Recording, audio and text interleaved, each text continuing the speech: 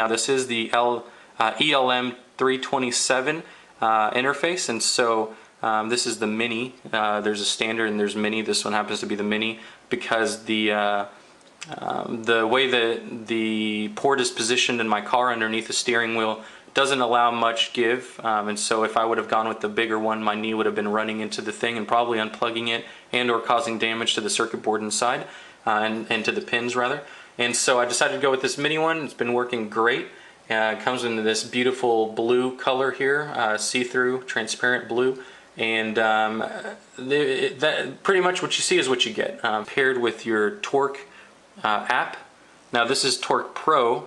There is a free app, but this one allows for many more features and many more car profiles, and so I highly recommend that you spend the extra $5 in order to get the Pro version. As you can see, I've created a profile for my Mazda 6, and it's got these little connection lights up here at the top. It says GPS is connected, the phone is connected. It does not pick up on the adapter because it's not plugged in. There's no power source to it. And also, obviously, it hasn't picked up the car's computer yet, hasn't connected with it. So those two lights are missing for now, but when we go outside, you'll see those turn on. Hey everybody, so here we are on the inside of my car. And so here's the OBD2 Bluetooth controller, and usually it's underneath the steering wheel. It is right here. And I'm going to go ahead and plug it in. I do have my car on. I'm now going to turn on the phone here and go over to what I explained earlier, the Torque Pro app. There's a free version, like I said, but this is the paid version. It's got plenty of other goodies that you'll probably end up wanting. To pair it, the standard one should be 1, 2, 3, 4. If not that, do 0, 0, 0, 0, or I've heard that 6, 7, 8, 9 also works. So mine happens to be 1, 2, 3, 4. You end up pairing it. Up here is the area where it shows what's connected. So right now it's searching for GPS. It knows that the phone app is connected, knows that the adapter is connected, and it's now registering the car. Profile doesn't actually show up automatically. You have to enter the profile yourself by going into the menu, vehicle profile. I've got it set up with the my car is a 2.3 liter 4-cylinder car with, I looked up the weight of my car so it knows when it's traveling, it knows how to calculate the miles per gallon that it's using.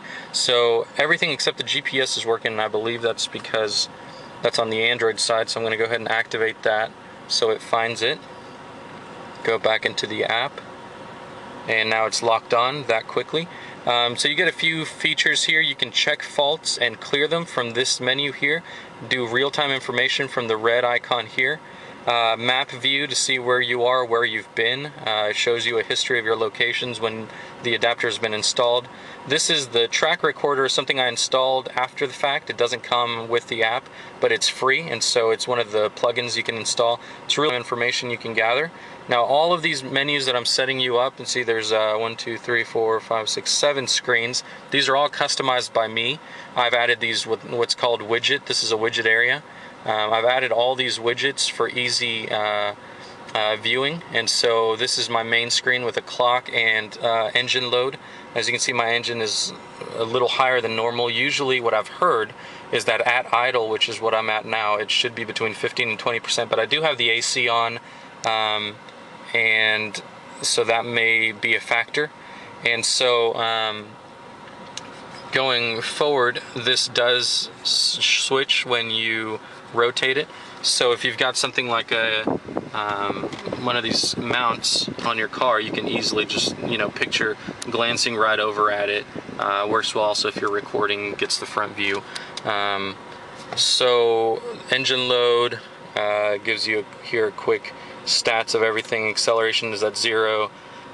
Intake is a 6.2 psi. Fuel is at 94.5%, which you can see there, it's almost full. So it calculates your fuel. Coolant is at 177 degrees Fahrenheit. Intake, I already went through that. Revs is at 759, as you can see there.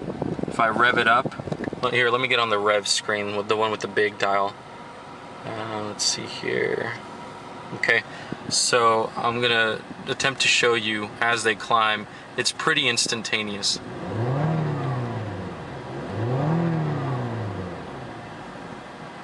So as you can see there, the data is transferred fairly quickly through Bluetooth. So that's just some of the things you can do. You can calculate several things, make sure and you know, if you've got any check engine lights on, you can see what the problem is. I was over at my parents' house the other day, and they had a check engine light turn on, and so I installed it in their F-150 and ran this procedure, going up to Fault Log Manager, go to refresh, and it pulls in any faults that may be wrong with your car after it loads them. And it pretty much showed that that the gas cap was either not on properly, this is with my parents' car, not on properly, or was missing altogether. And so I go back there and I check, and sure enough, the gas tank was, she ended up leaving the gas cap at one of the gas stations, so I ended up tracking it back and getting it back for her. The attendant was nice enough to, you know, store it away. And so anyway, it says right now I've got a powertrain air, coolant thermostat, below thermostat regulating temperature. I'm not really sure what that means, but, and I'm sure most of you don't know either. So when you click on it, you can then go to web lookup, and if you've got an internet connection, it'll show you a little bit more detail of what that specific fault entails. And so then when you go to a mechanic, you can say, hey, this is what's wrong with it, this is the code it's popping up, I need that fixed, or that, or this fixed, you know. So you're not